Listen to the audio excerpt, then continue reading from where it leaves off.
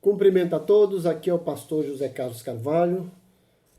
Hoje vamos iniciar um curso chamado Panorama Bíblico.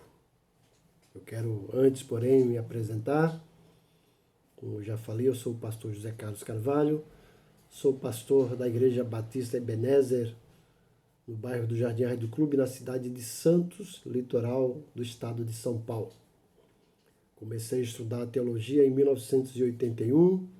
Em 1983 já era professor de teologia. Tenho licenciatura em teologia e mestrado em teologia. E vamos então para a nossa primeira aula, que é a aula Panorama Bíblico. E aí eu faço algumas perguntas para vocês, né? O que essa aula vai trazer de proveito para você? O que realmente é essa aula? Na realidade, isso não é uma aula, hoje é apenas a primeira aula, isso é um curso. E nós temos os objetivos e as descrições desse curso, né?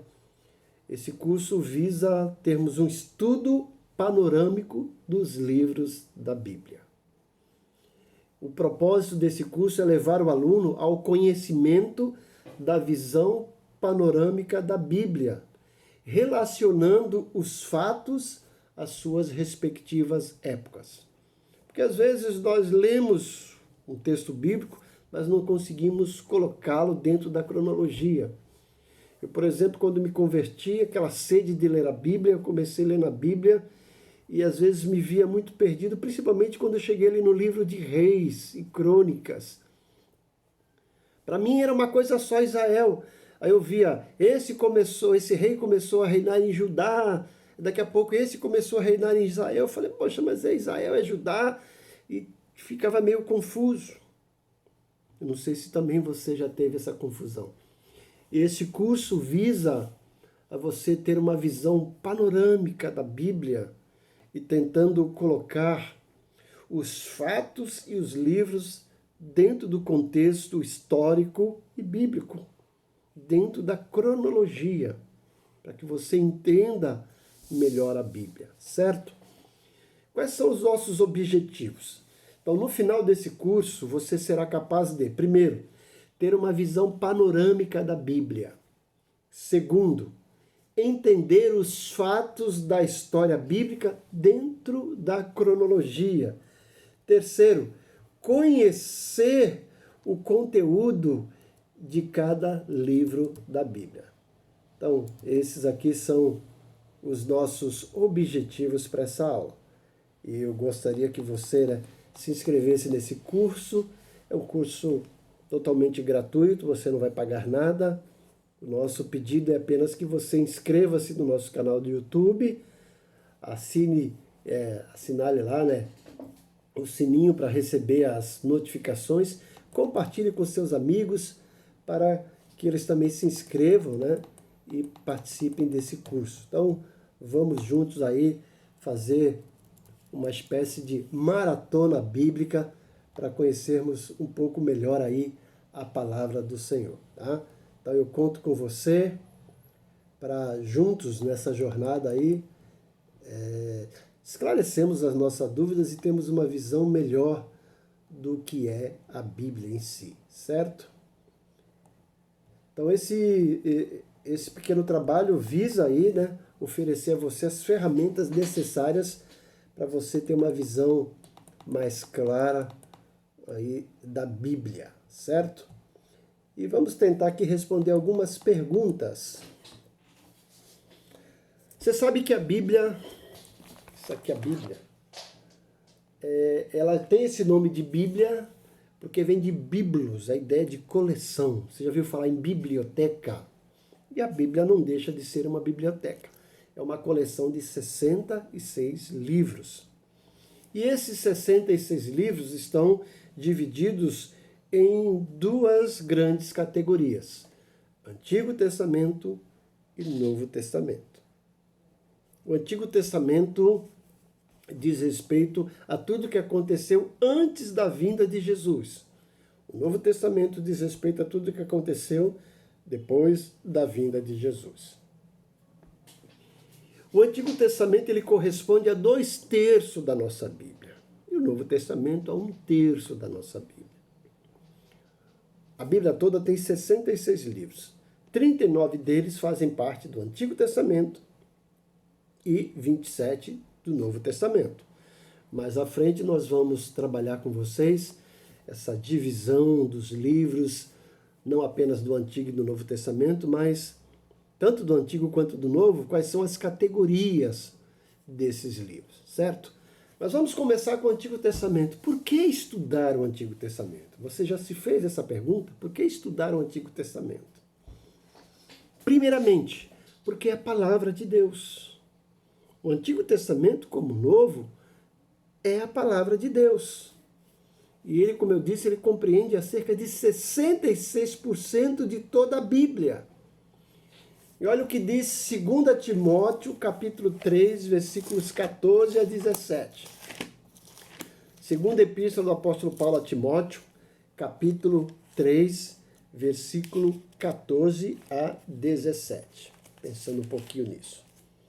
O apóstolo Paulo diz o seguinte, escrevendo para Timóteo: Tu, porém, permanece naquilo que aprendeste e de que fostes inteirado, sabendo de quem o aprendeste, e que desde a infância sabe as sagradas letras, que podem tornar-te sábio para a salvação pela fé em Cristo Jesus. Aí ele diz, toda a Escritura é inspirada por Deus e é útil para o ensino, para a repreensão, para a correção, para a educação na justiça, a fim de que o homem de Deus seja perfeito e perfeitamente habilitado para toda boa obra. Presta atenção, quando o apóstolo Paulo escreveu isso para Timóteo, naquela época não tinha a Bíblia completa como nós temos hoje. O que eles tinham era o Antigo Testamento. Então, nessa categoria, Paulo está dizendo toda a Escritura é inspirada por Deus. Então, o Antigo Testamento também é a palavra de Deus. E é por isso que precisamos estudar, certo? Então, a primeira resposta para essa pergunta é por que precisamos estudar o Antigo Testamento? Primeiro, porque é a palavra de Deus.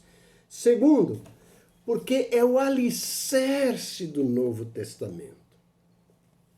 Sem o Antigo Testamento, nós não teríamos condições nenhuma de entender o significado de algumas coisas, como, por exemplo, profecia, como alianças, como lei, como a própria ceia do Senhor, como Israel, como sacrifício, redenção. Tudo isso foi construído lá no Antigo Testamento. Depois foi ampliado no Novo Testamento. Então é necessário estudarmos o Antigo Testamento também, porque é o alicerce do Novo Testamento. Terceiro lugar, porque é a base de revelação sobre Jesus. Eu costumo dizer que a Bíblia tem duas mensagens principais. O Antigo Testamento é que Cristo virá. E o Novo Testamento é que Cristo já veio e voltará, certo? Então, o Antigo Testamento é a base, é o alicerce da revelação a respeito de Jesus. Vamos seguir. Veja o que diz Lucas, capítulo 24, versículo 25 a 27. Abra aí comigo. Evangelho de Lucas, capítulo 24, versículos 25 a 27. É aquele encontro de Jesus com os dois discípulos no caminho de Emaús, quando Jesus já havia ressuscitado. Lucas 24, versículos 25 a 27, diz o seguinte: Então lhes disse Jesus, ó nécios e tardos de coração, para crer tudo o que os profetas disseram. Porventura não convia que o Cristo padecesse e entrasse na sua glória? E começando por Moisés, ou seja, lá no Antigo Testamento, discorrendo por todos os profetas, expunha-lhes o que a seu respeito constava em todas as Escrituras. Então, Jesus, falando a respeito dele, ele cita o Antigo Testamento. É a base da revelação de Jesus. E ainda nesse capítulo 24 de Lucas, veja o versículo 44 e o versículo 45. diz o seguinte: a seguir Jesus lhes disse: são estas as palavras que eu vos falei, estando ainda convosco.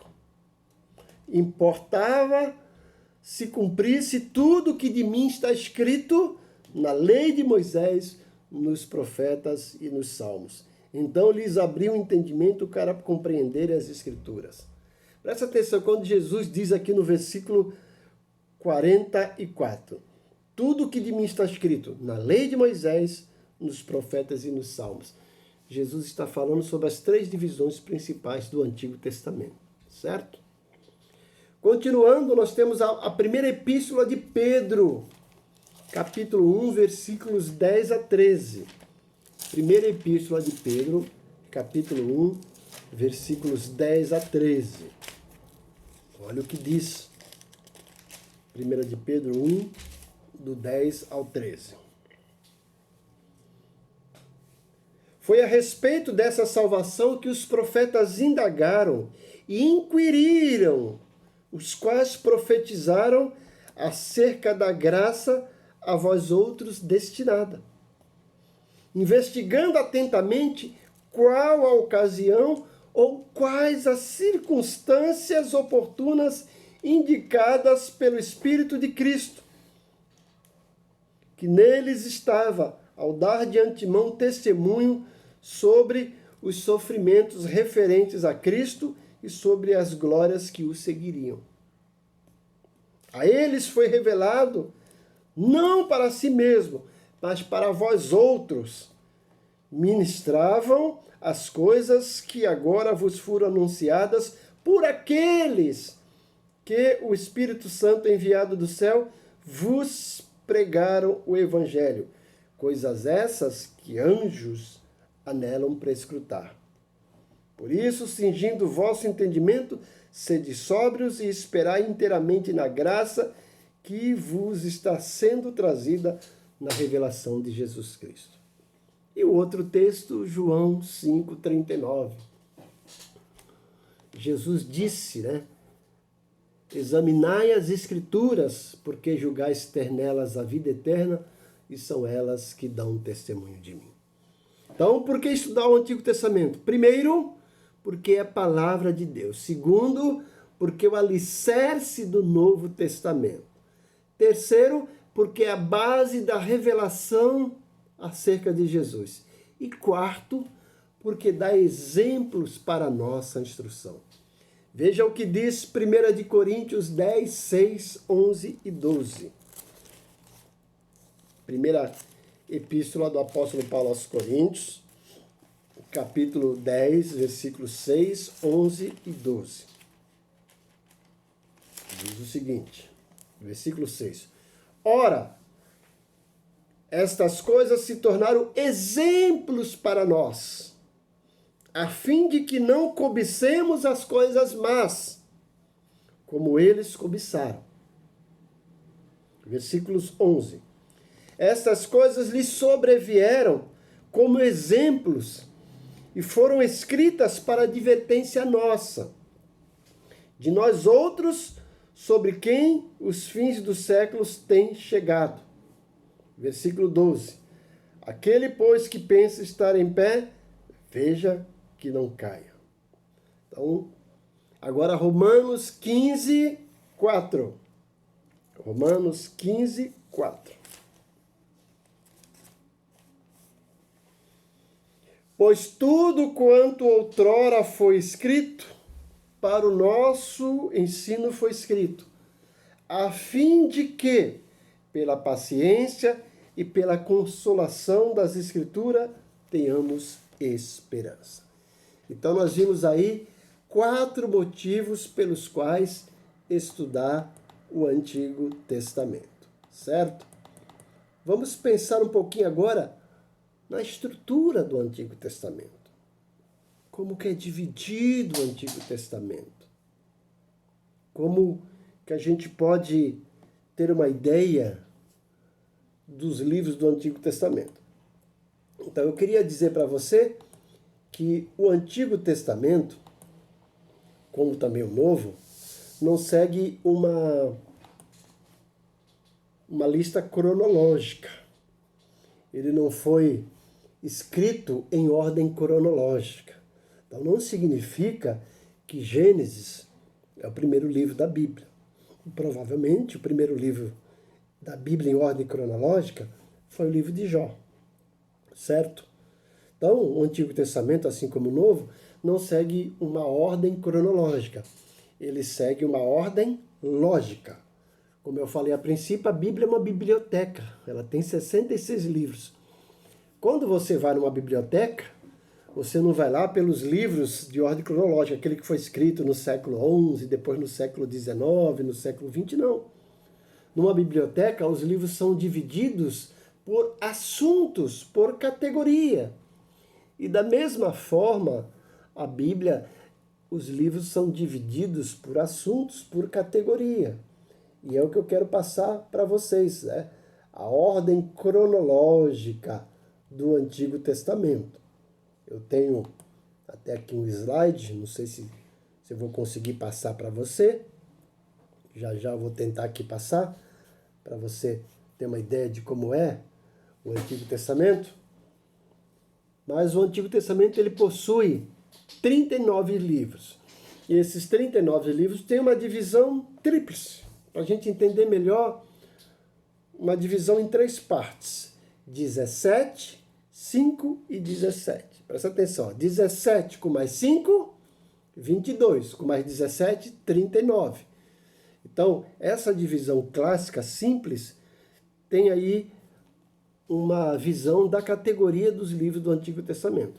Então, nós temos 17 livros, que são livros que correspondem à história. Depois nós temos 5 livros que correspondem à categoria de poesia e temos 17 livros que correspondem à categoria de profecia, certo? Então, eu vou ver se eu consigo aqui mostrar para você esse slide, para você ter uma ideia de como é essa divisão aqui